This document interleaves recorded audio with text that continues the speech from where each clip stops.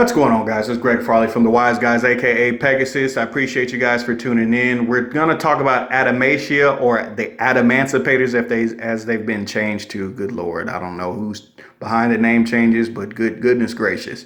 Not that we're super duper worried about playing this deck in real life. Obviously, with world events as they're going, we're still gotta keep content rolling. And this is a deck that I really enjoy because it is a combo deck that's gonna pull in a lot of the Spiral players and a lot of the Lunar Light players. At least that's what I'm guessing. Let's get into the cards. We got Adamantia Analyzer, which is the level 4 rock tuner. And if you guys already know what the cards do, you can fast forward through this part to the next part of the video where I go over some replays and do the same thing that everybody else is doing, but in my own twisted, awesome, super duper amazing way. Make sure you subscribe. Anywho, Analyzer is the level 4, which can special summon himself, herself, I'm assuming gender, don't shoot the messenger. You can special summon this card from your hand, and during the main phase, you can activate the top 5 cards of your deck. And if you do, you can special summon one level 4 lower non-tuner rock monster. Very important that they're not tuners, don't get cheated. The other two, Adamantia Researcher and Adamantia Seeker, both have distinct effects that are very similar to each other, which is spam themselves onto the free. Researcher is more free because all that has to be on your side of the field is a rock monster, period.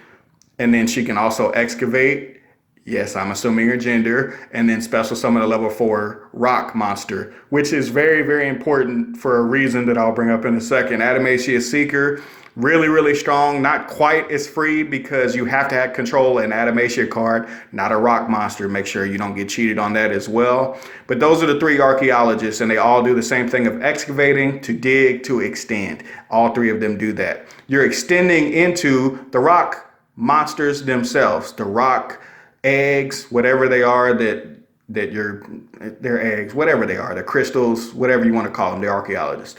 ARCHETYPE is the win one, which basically states you can place one rock monster from your hand or graveyard on top of your deck when it's special summoned, which is okay.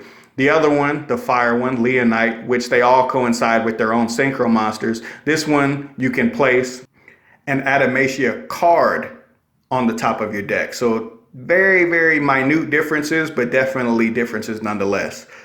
The water one is the most powerful one because it basically just lets you upstart if you excavate it and special summon it off of an Adamantia card, which is going to happen a lot, which I feel like you should probably play the most of that. You can mess around with the ratios. You can make 3-2-2, 3-2-1, 3-1-1, but I want to see rock monsters. Therefore, I feel you need to play a pretty decent amount of them to be able to facilitate what you want to do with the deck, which is extend.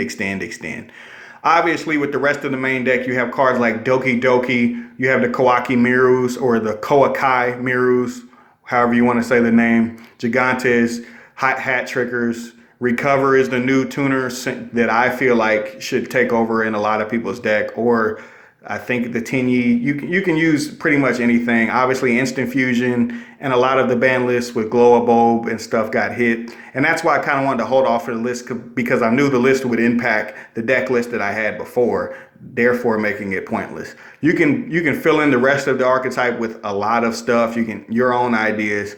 It's really up to you. Adamantia Sign is their own reborn, which can help you stack a card on top of your deck to ensure that you're going to hit a rock monster. So the deck works fluidly with itself, and it's one of the best archetypes I've seen in some time that truly does something different in its own way. It's a little bit Lightswornish, but it's actually more organized than Lightsworn, and that's why I really love the deck. I love RNG that's organized, that can definitely pay off, and this deck definitely pays off. Trust me on that.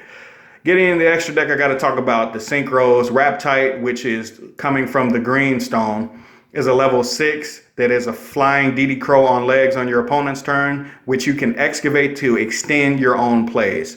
The fire one, obviously, you can excavate the same way and add one excavated Adamantia card to your hand.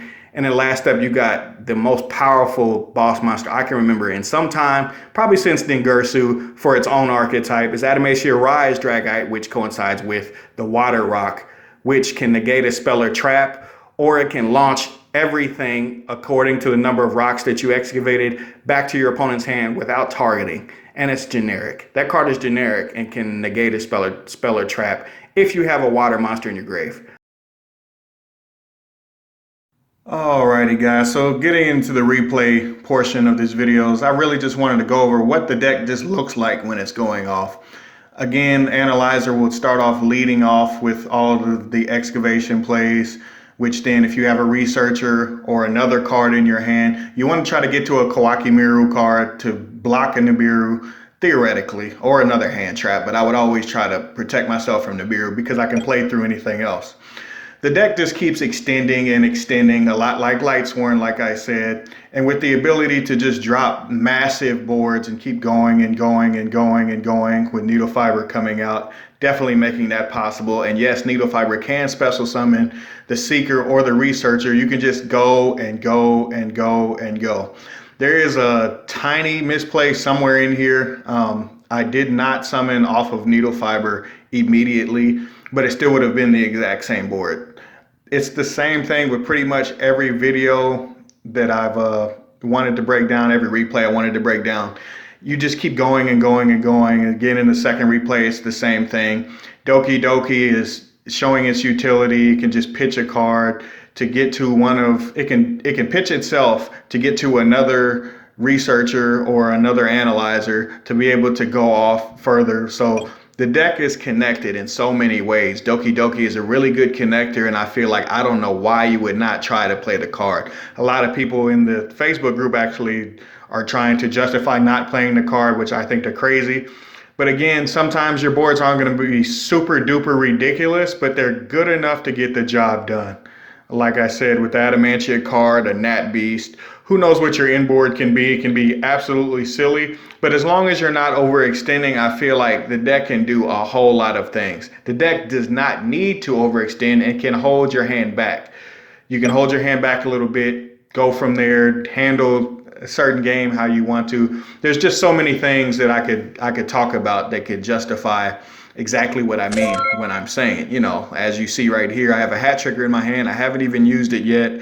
I've gone on and on and on. I have a Guardian to be able to protect myself from Nibiru as I keep extending and keep extending and keep extending. I make a Needle Fiber play to get recovery. You know, you just keep going and going and going. And my opponent actually in that game had bricked with Rocket, which, you know, that happens sometimes if you have friends that play Rockets.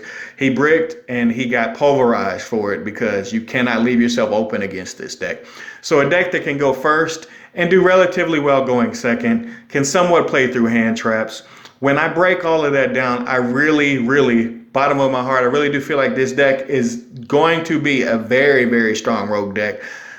At least I would say the back of the meta, if it is a meta deck, I do feel like a lot of people are going to convert to this deck that did play Lunalight or Spiral because frankly, it's a good option. It's a good combo deck. It does what it's supposed to do. Unfortunately, in this game, he was going off. I had the Dark Ruler for him, so I kind of wanted to play after he lagged out of that game. He was a good friend of mine. But again, it's the same thing. Dark Ruler Namor is really powerful in the side deck, and it led to me just being able to go off here. He would have had to have multiple hand traps, along with a probably more powerful board that I would have launched back anyway because of the water synchro. So this is where, again, you can see the power of the water synchro, much like the game before. And the game before that, it's just all of these cards work so fluidly together. And there you can actually see the Crystron Synchro monster being able to work, as it does count as a water monster in your graveyard. So that's why I'm playing that. I really have a lot of stuff in my extra deck. So I'm not going to show my extra deck just because there's so many options that I go back and forth. But this is kind of my iteration of the deck. After the list, obviously, you know, Recover is really good. I feel like it's the best option going forwards. Yes, you can play the Tenues. There's so much other stuff that I could go on and on and on with. But the bottom line is this deck is really fun. I appreciate you guys for tuning in. This is Greg Farley, aka Pegasus from the Wise Fire Alliance. I will be doing more of these as well as doing a real life version of this deck profile when it does drop because I really like this deck. I'm signing out. YG baby.